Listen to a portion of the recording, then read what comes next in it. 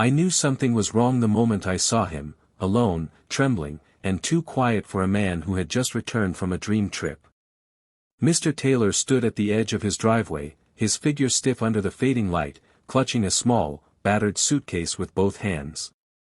The sight didn't match the image I'd had in my mind for 2 weeks, of him and Helen returning tan, laughing, maybe dragging 2 suitcases full of souvenirs and stories from the cruise they'd talked about for years. But there he was, alone. No Helen. No car. No smile. Just silence. I was watering the front lawn when I saw him, but the hose slipped from my fingers. He didn't look up. His eyes were locked on the front door of his house like it was some stranger's place. He didn't move to open it. Didn't even step closer. For a moment, I wondered if he even recognized where he was. My heart sank as I walked over slowly, not sure if I should say something or just stand with him in silence. "Mr. Taylor?" I asked gently. He blinked like he was waking from a dream. "Oh, hi," he murmured, his voice cracked and distant.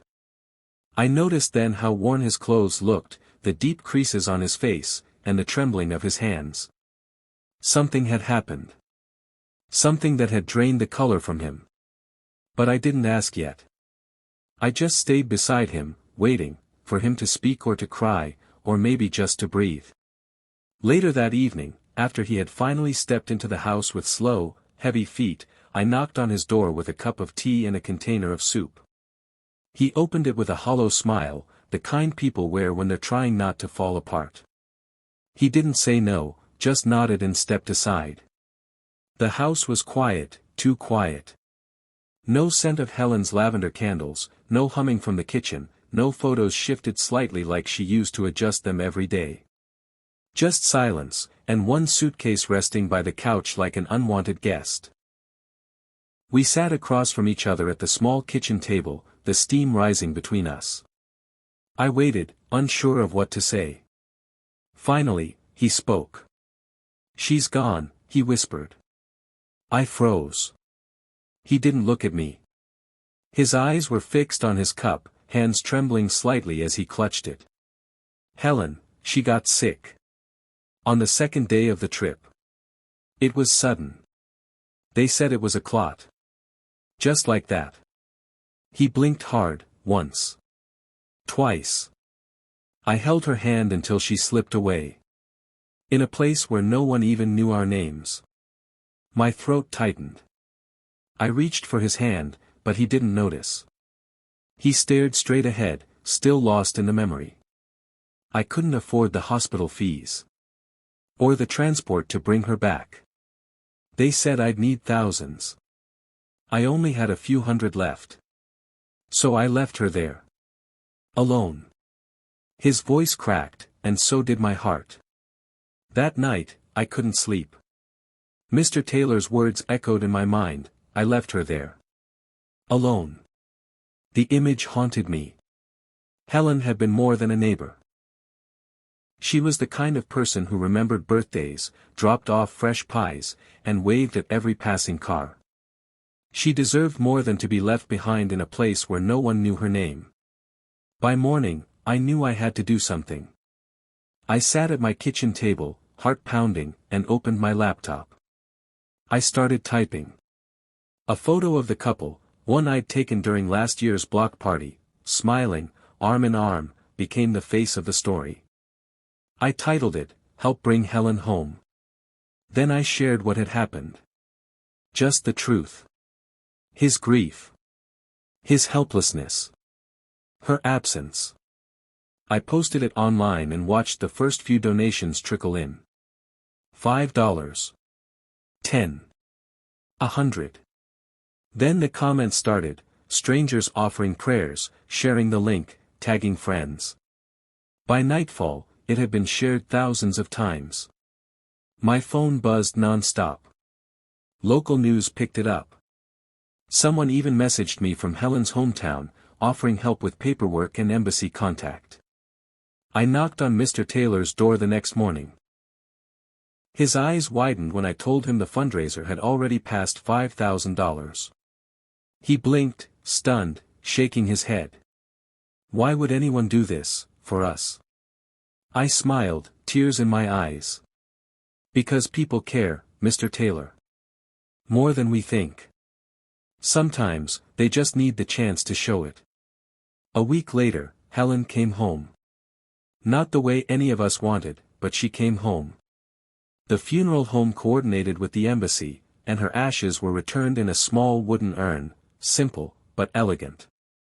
The whole neighborhood gathered in silence as Mr. Taylor stood beside it, holding it close to his chest like it was the most precious thing in the world. We organized a candlelight memorial in the park where Helen used to walk every evening. Everyone brought flowers, photos, and stories.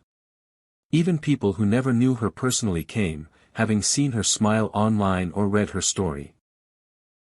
Children placed drawings on a bench dedicated in her memory, and an old speaker played her favorite song, Moon River, softly in the background. But the moment that shook me came quietly. A man approached Mr. Taylor, handed him a small velvet pouch, and walked away without saying a word. Inside was Helen's wedding ring. The very one she wore every day, the one Mr. Taylor thought he'd never see again. Someone had found it.